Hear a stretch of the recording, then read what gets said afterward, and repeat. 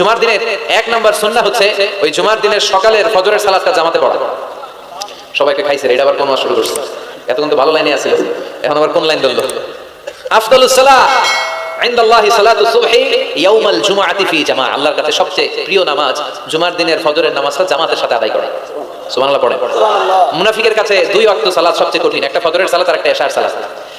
এক স্কলারকে জিজ্ঞেস করা হলো সকালের বাতাসটা এত সুন্দর নির্মল আর সুস্নিগ্ধ কেন? ওই স্কলার উত্তর দিয়েছিল এর কারণ সকালবেলা ফজরের সময় মুনাফিকগুলো কাঁথার নিচে সব লুকিয়ে থাকে আর নাক ডেকে ঘুমায়, তাই মুনাফিকদের নাকের বাতাসের দুর্গন্ধ বাতাসে মেশে না, তাই বাতাসটা এত সুস্নিগ্ধ আর নির্মল। এজন্য সকালবেলা হচ্ছে আল্লাহ ওয়ালাদের আনাগোনা, আল্লাহর ওয়ালিদের আনাগোনা। মুনাফিকরা ওই টাইমে বেরোতে পারে না, ওরা থাকে কম্বলের নিচে, আছে না নাই? এজন্য জুমার দিনের প্রথম সুন্নাহ হচ্ছে ওই দিনের ফজর নামাজটা জামাতের সাথে করা যাবে, একটু চেষ্টা করা যাবে না?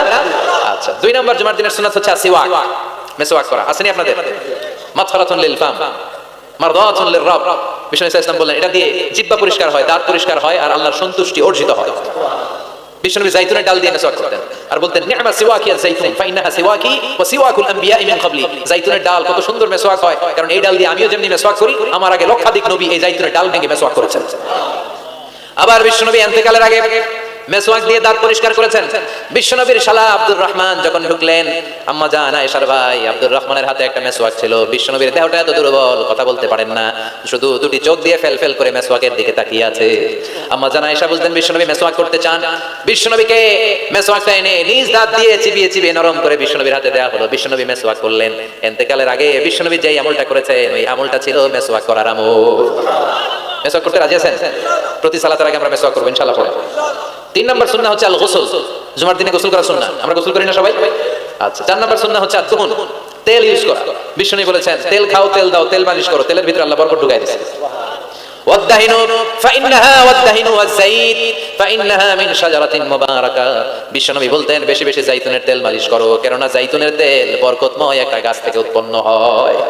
বরকতময় গাছ, জাইতুনের তেলটা অনেক বরকতময়। বিষ্ণু দাড়িতে দিতেন, চুলে দিতেন। এই জাইতুনের তেল দাড়ি চুলে দিলে সহজে পাকা ধরবে না, দেরি করে পাকবে। দেহের মধ্যে যদি মেসেজ করেন দেহের বয়সের ভারত্ব, কুচকে যাওয়ার, চামড়া কুচকে যাওয়ার যে রোগ, এটা কমে যাবে, দেহটা ক্লিন থাকবে, স্মুথ থাকবে। সুবহানাল্লাহ পড়েন। এজন্য তেল মালিশ করা এটা সুন্নাহ। চার নম্বরে হচ্ছে আত-তিব। তিব মানে সুগন্ধি, তিব মানে কি? পারফিউম। বিষ্ণু ইসলামের কাছে কিছু জিনিস হাদিয়া হিসেবে পেশ করা হলে তিনি ফিরিয়ে দিতেন না। এর মধ্যে একটা হচ্ছে আত-তিব, একটা কি সুগন্ধি। কেউ হাদিয়া দিলে বলতেন না লাগবে না, বলতেন না লাগবে না, নিতেন। দুধ দিলে কখনো বলতেন না লাগবে না, বালিশ দিলে কখনো বলতেন না যে লাগবে না, তেমনি সুগন্ধি দিলেও বলতেন না লাগবে না, মধু দিলেও বলতেন না যে লাগবে না। সুবহানাল্লাহ। এগুলো দিলেই নিতেন, ব্যবহার করতেন আর খাইতে পছন্দ করতেন। সুবহানাল্লাহ পড়েন। এই যে আমরা বালিশ দিচ্ছি এটা কিন্তু বিষ্ণুর সুন্নাহ। আল্লাহ রাসূল সাল্লাল্লাহু আলাইহি ওয়াসাল্লাম বালিশে ট্যাগ দিয়ে বসতে পছন্দ করতেন। আলহামদুলিল্লাহ পড়েন। তার মানে সুগন্ধি ব্যবহার করা সুন্নাহ। আবার বিষ্ণু বলতেন আরবাউন মিন সুনানিল মুরসালিন। চারটা আছে সব নবীদের সুন্নাত, এর মধ্যে একটা হলো আল হায়া, লজ্জাশীলতা, লাজুকতা। সব নবীরা লাজুক ছিলেন। দুই নম্বরে আত-তিব, সুগন্ধি ব্যবহার করা। তিন নম্বরে সিওয়াক, মেসওয়াক ব্যবহার করা। চার নম্বরে নিকাহ, বিয়ে করা। সুবহানাল্লাহ পড়ে।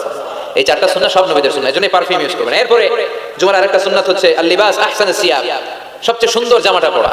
কারণ আল্লাহ নিজে সুন্দর, ইন্নাল্লাহা জামিল ওয়া ইউহিব্বুল জামাল। আল্লাহ নিজে সুন্দর, তাই সব সৌন্দর্যকে আল্লাহ পছন্দ করেন, ঠিক কি না? এই মহাবিশ্বের সবচেয়ে সুন্দর কে? দুনিয়া সুন্দর, মানুষ সুন্দর, আসমান সুন্দর, জমিন সুন্দর, সুন্দরে সুন্দরে পাল্লা। জানি না কত সুন্দর তুমি আল্লাহ, জানি না কত সুন্দর তুমি আল্লাহ। সুবহানাল্লাহ পড়ো। ইন্নাল্লাহা জামিল ওয়া ইউহিব্বুল জামাল। তিনি সুন্দর আর তিনি সৌন্দর্যকে পছন্দ করেন। বিষ্ণু ইসলাম বলেছেন ইন্নাল্লাহা ইউহিব্বু আইয়ারা আসারা নি'মাতিহি আলা আবদি। আল্লাহ তার বান্দার উপর তার নিয়ামতের বহিঃপ্রকাশ দেখতে পছন্দ করেন। আপনি যদি ধনী হন, আপনার ধনীর একটা প্রকাশ যেন আপনার দেহে থাকে, তাতে কোনো সমস্যা নাই। আপনি হাজার কোটি টাকার মালিক, আপনি সিরাপাড়া জামা পড়ছেন কেন? কিপটামি করতে বলছি কি আপনাকে? আপনি সুন্দর চমৎকার জামা পড়বেন আর শুকরিয়া করবেন কার? আল্লাহ। কথায় কথায় বলবেন শুকরান লা ফাখরান, শুকরিয়া আল্লাহ, ফখর করছি না। কারণ আল্লাহর দেয়া নিয়ামতের একটা বহিঃপ্রকাশ সিম্পটম আল্লাহ আপনার দেহে, আপনার গায়ে, আপনার চলনে বচনে দেখতে পছন্দ করে। সুবহানাল্লাহ পড়েন। এজন্য জুমার দিন সুন্দর জামা পরে যাওয়া সুন্নাহ। এরপর আরেকটা সুন্নাহ হচ্ছে ইকসারুস সালাহ আলা রাসূলিল্লাহ, আল্লাহ রাসূলের উপর বেশি বেশি দুরূদ পড়া। বিশ্বনবী বলেন জুমার দিন বরকতময় দিন, এইজন্য এই দিনে তোমরা আমার উপর আকসিরু আসসালাতা আলাইয়া, আমার উপর বেশি বেশি তোমরা দুরূদ পড়বা। ফাইন্না সালাওয়াতাকুম মা'রুদাতুন আলাইয়া, কেননা তোমাদের দুরূদ আমার কাছে পেশ করা হবে। সাহাবারা বললেন কাইফা সালাওয়াতুনা মা'রুদাতুন আলাইকা ইয়া রাসূলুল্লাহ ওয়া কাদ আলিমতা। ও নবী, মরার পরে আপনি পচে গেলে মাটির সাথে মিশে যাবেন, মিশে যাওয়ার পরে আমাদের সালাতগুলো কে আপনার কাছে পৌঁছাবে, কেমন করে পৌঁছাবে? বিশ্বনবী বললেন ইন্নাল্লাহা হারামা আলাল আরদি আন তা'কুলা আজসাদ আজসাদাল আম্বিয়া, আল্লাহ তাআলা জমিনের মাটির জন্য নবীদের দেহ খাওয়াকে চিরকালের জন্য হারাম করেছেন। জমিনের মাটি আমারে খাবে না। আল আম্বিয়া ওয়া আহইয়াউন ফি কুবুরিহিম ইউরযাকুন, নবীরা কবরে জীবিত আর তাদেরকে রিজিক দেয় কে? তবে এই জীবিতটা আমরা এখন যেমনি জীবিত এই জীবিত নয়, এটা আলামুল বারযাখে, নবীদের জন্য স্পেশাল একটা স্ট্যাটাস। কোন সুবহানাল্লাহ। এজন্য এই দিনে বেশি বেশি বিষ্ণু ঈসা ইসলামের উপর দরুদ পড়ার দরকার আছে না নাই? এরপরে বিষ্ণু বললেন আরেকটা সুন্নাহ হচ্ছে সূরাতুল কাহফ তেলাওয়াত করা। কোন সূরা? একেবারে কোরআনের মাঝখানে, জানেন এটা একেবারে কয়বারে? 15 পারে। এমন কি এই সূরা কাহফের মাঝখানে একটা শব্দ আছে ওয়ালিয়াতালাত্তাফ। দেখবেন কোরআনের সব শব্দ বাক্য এক মানে ফন্টে লেখা, এই ওয়ালিয়াতালাত্তাফ এটা আলাদা ফন্টে মোটা করে লেখা, কারণ এটা হচ্ছে মিডল অফ দ্য কোরআন, কোরআনের একেবারে মাঝখানে। এটার আগে যত শব্দ তারপরে তত শব্দ, এটার আগে যত অক্ষর তারপরে তত অক্ষর। সুবহানাল্লাহ পড়ে ওয়ালিয়াতালাত্তাফ আছে না নাই? এই সূরাটা যদি কেউ পড়ে অনেকগুলো ফজিলত। এক নম্বর ফজিলত ইয়াকুনু লাহু নূর ইয়াউমাল কিয়ামা, এই সূরাটা কিয়ামতের দিন তার জন্য একটা আলোক বর্তিকা হবে, আর এই আলো দিয়ে সে ফুলসিরাত পার হয়ে যাবে। আবার বিষ্ণু বললেন সূরা কাহফের প্রথম 10 আয়াত যে ব্যক্তি জুমার দিন তেলাওয়াত করবে উসিমা মিন ফিতনাতিদ দাজ্জাল, তারে দাজ্জালের ফিতনা থেকে বাঁচিয়ে দিবে কে? আবার এই সূরাটা যে জুমার দিন তেলাওয়াত করবে 2 জুমার মাঝখানটারে আলোকিত করে দিবে কে? এজন্য জুমার দিন কোন সূরা? সবাই বলতে হবে, মনে থাকবে সবার। এরপর তাবকির ইলাল মসজিদ, মসজিদে আগে আগে যাওয়া, আমরা আগে আগে যাওয়ার চেষ্টা করব। এরপর আল মাশিউ আলাল আকদাম, পায়ে হেঁটে যাওয়া সুন্নাহ। পায়ে হেঁটে, দূরের জায়গা হলে cycle, Honda, CNG, private car দিয়ে আপনি যেতে পারেন, সমস্যা নাই। যদি শুধু ভাই পায়ে হেঁটে যাবেন এটাতে সওয়াব বেশি না কম? এরপরে আদম তাখাত্তি রিকাবান নাস, মানুষের ঘাড় ডিঙ্গিয়ে যাওয়াকে বিশ্বনবী নিষেধ করেছেন। অনেকে আসে দেরিতে যেতে চায়, আগে আসে না নাই? জুমার দিন আসছে সবার শেষে, মানুষের ঘাড়টা ডিঙ্গিয়ে সামনের কাতারে যেতে চায়। এই মসজিদটা সবার, এখানে কাউকে কষ্ট দিয়ে ধাক্কা মেরে নিজের সামনে যাওয়া যাবে?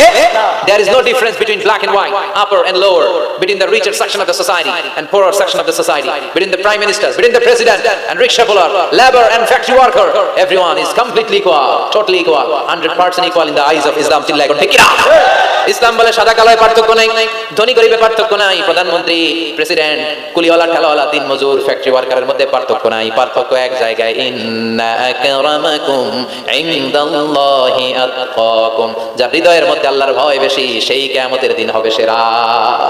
ঠিক কি না? যেন মসজিদে সবার জন্য জায়গা সমান। আপনি কাউকে ডিঙ্গিয়ে ধাক্কা মেরে সামনে যেতে চাইবেন না। বিষ্ণুনবী জুমার খুতবা দিচ্ছেন, শুনতেছেন? জুমার খুতবা দিচ্ছেন, তিনি দেখলেন পেছন থেকে একজন সব সাহাবীদেরকে ঘাট ডিঙ্গিয়ে আসছে। বিষ্ণু বলেন এজলিস, বসো মিয়া। ফাকাদ আদাইতা ওয়া আনাইত, আসছো দেরি করে, আবার সবাই কষ্ট দিচ্ছ, আসছো দেরি করে আর কষ্ট দিচ্ছ সবাইকে। এজলিস, যেখানে জায়গা পেয়েছো ওখানেই বসে যাও। এজন্য গ্যাপ ফেলে যেয়ে বসবেন, কিন্তু ধাক্কা ধাক্কি করে জায়গা নাই, অন্যজনের কষ্ট দেওয়া যাবে না। এরপরে দুখুলুল মসজিদে রাকাতাইন, মসজিদে যখন প্রথমে ঢুকবেন তখনই 2 রাকাত পড়বেন। কয় রাকাত? ক্বাবলাল জুমা বাদাল জুমা নিয়ে অনেকে প্রশ্ন করে, খেয়াল রাখবেন ক্বাবলাল জুমা সহিহ সুন্নাহর আলোকে এটা অনির্ধারিত, এটা সুনির্ধারিত নয়। মা কুদ্দির এলাকা, আপনার যতটুকু সম্ভব হয় 2 করে। আপনি মসজিদে গিয়েছেন, এখনো খুতবা শুরু হয় নাই, 2 রাকাত পড়লেন। দেখেন খতিব আসে নাই, তো আরো 2 রাকাত পড়েন। খতিব হুজুর এখনো আসে নাই, তো আরো 2 রাকাত পড়েন। 2, 4, 6, 8 যত মনে চায় পড়েন। এটা অনির্ধারিত, 2 করে ইচ্ছা মতো পড়বেন। আর বাদাল জুমা হচ্ছে 4 রাকাত পড়া সুন্নাহ। কয় রাকাত? যদি মসজিদে পড়েন, আর বাড়িতে যেয়ে বললে 2 রাকাত। বিশ্বনবী বাদাল জুমা যতবার মসজিদে নববীতে পড়েছেন 4 রাকাত, ঘরে বললে 2 রাকাত। সুবহানাল্লাহ পড়েন। ক্বাবলাল জুমা বাদাল জুমা ক্লিয়ার। এরপরে বিশ্বনবী বললেন আল ইনসাত ওয়া হুসনুল ইস্তিমা, যখন জুমার খুতবা চলবে কোনো কথা বলা যাবে না, কান 2টা খরগোশের মতো খাড়া করে খুতবা শোনার দরকার আছে না? ইদা কুলতা, বুখারীর হাদিস, ইদা কুলতা লিসাহিবিকা ইয়াউমাল জুমআতি আমসিত ফাকাদ লাগাউতা, তুমি জুমার দিন খুতবা চলাকালীন সময়ে 2 জন কথা বলতেছে, তুমি যদি ওদেরকে থামতে বলে এই থামো, এটাও তুমি ভুল কাজ করছো। তুমি থামতে বলছো কেন? এই থামো বলে তুমি আরেকটা কথা বাড়াইছো, ঠিক কি না? এই থামো এটাও বলার দরকার নেই, ফাকাদ লাগাউতা, তুমি অনর্থক কাজ করেছো। এজন্য জুমার দিন খুতবা চলাকালীন pin drop silent, no talk, কোনো কথা বলা যাবে। এরপর তাহাবুল মান গালাবা আলাইহি আন-নুআস মিন মাকানি, জুমার খুতবা শুনতে শুনতে যদি ঘুম আসে জায়গা চেঞ্জ করে ওযু করে মুখে পানি ছাপটা দিয়ে অন্য জায়গায় বসা সুন্নাত। সুবহানাল্লাহ কইবেন না?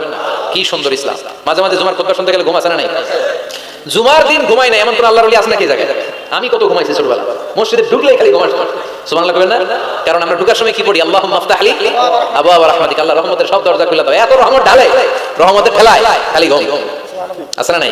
রহমতের বাড়ি ধারা ঝিরি ঝিরি যখন বর্ষিত হয় তখন আমাদের ঘুম চলে আসে। বিষ্ণু বলেছেন যার ঘুম চলে আসে সেজন্য জায়গাটা চেঞ্জ করে অন্য জায়গায় বসে, কিংবা মুখে পানির ঝাপটা দিয়ে আসে, কিংবা আবার যেন ওযু করে নাশাতা তার প্রাণবন্ত একটা হৃদয় নিয়ে খুতবা শোনা শুরু করে দেয়। সুবহানাল্লাহ পড়ে। আবার বিষ্ণু বলেছেন নামাজ পড়ার সময় কারো যদি ঘুম আসে সেজন্য ঘুমিয়ে নেয়। নামাজ পড়ছেন আবার ঘুমাচ্ছেন, বিষ্ণু বলেন নামাজ চলাকালীন ঘুম আসলে নামাজ পড়বেন, আগে ঘুমাবে। কারণ সে যদি ঘুমের ঝিমুনির মধ্যে থাকে আল্লাহর প্রশংসা করার পরিবর্তে সে আল্লাহর গালি দিয়ে বসবে। করতেছে প্রশংসা চাইবে, কিন্তু মুখ দিয়ে চলে আসবে কি? গালি। মানুষের চাহিদা, ডিমান্ড, হিউম্যান ডিমান্ড আল্লাহ কত গুরুত্ব দিয়েছে। আবার বিষ্ণু বলেন ইদা জা আল ইশা ওয়াল আশা মান কদ্দিমুল আশা ক্বাবলা আল ইশা, এশা আশা 2টা যদি একসাথে চলে আসে এশার আগে আশা খায়া ফেলাও। এশা মানে রাতের শেষ নামাজ, মানে এশার নামাজ। এশা মানে কি নামাজ? রাতের নামাজ। আর আশা মানে রাতের খাবার, সাফর অথবা ডিনার। রাতের খাবারকে আরবিতে কি বলে? আশা। আর এশার নামাজকে আরবিতে কি বলে? এশা। তো বিষ্ণু বললেন এশা আর আশা দুইটা যদি একসাথে আসে, আগে আশা খেয়াল পরে এশা বইল। কারণ আশা তুইয়া মানে বিরিয়ানির প্যাকেট তুই যদি নামাজে দাঁড়াও, মন চলে যাবে ওইখানে, কি আমি কি ঠ্যাং পাইলাম না রান পাইলাম, খাবার কি গরম না ঠান্ডা, আমার প্যাকেট আছে তো না নিয়ে গেল কেউ, টেনশন আছে না নাই? এজন্য এশা আশা একসাথে হইলে আগে আশা খাও, সুবহানাল্লাহ পড়ে। এরপরে বিষ্ণু বললেন বেশি বেশি দোয়া করবা। জুমার দিন দোয়া করলে কবুল করে কে? বিষ্ণু বলেছেন জুমার দিনে ইন্না ফিল জুমআতি সাআ লা ইওয়াফিকুহা আবদুন ইল্লা আতাহা। জুমার দিনে এমন একটা মুহূর্ত বা ক্ষণ আছে, ওই মুহূর্তে যে যাই চাবে আল্লাহ তাই দিয়ে দিবে। নামাজের আগে, কেউ বলেছেন নামাজের পরে। সবচেয়ে গ্রহণযোগ্য মতামত হচ্ছে আসরের সালাতের পরে মাগরিবের আগ পর্যন্ত, বিশেষ করে ক্বাবলা গুরুবি শামস, সূর্য ডোবার আগের যে অন্তিম মুহূর্তটা, ওই মুহূর্তে আপনি আল্লাহর কাছে যাই চাবেন আল্লাহ তাই দিয়ে আপনাকে ধন্য করে দিবেন। তাহলে জুমার দিনের গুরুত্ব আছে না নাই? এই সুন্নতগুলো পালন করা যাবে, আগে আগে জুমার নামাজে যাওয়া যাবে, জুমার খুতবায় অংশগ্রহণ করা যাবে। তো এই জুমার খুতবাগুলো নিজেদের জীবনের জন্য পাথেয় হিসেবে সংগ্রহ করতে হবে। আর খতিব সাহেব যারা আছেন তারা কনস্ট্রাকটিভ, গঠনমূলক উপায়ে এই জুমার খুতবা দ্বারা সমাজটাকে আলোকিত করবেন। আমরা যেন কোরআনের আলোকে নিজেদেরকে আলোকিত করতে পারি, সমাজটাকে আলোকিত করতে পারি, গোটা বিশ্বটাকে আলোকিত করতে পারি। আল্লাহ তুমি তৌফিক দাও। আরো জোরে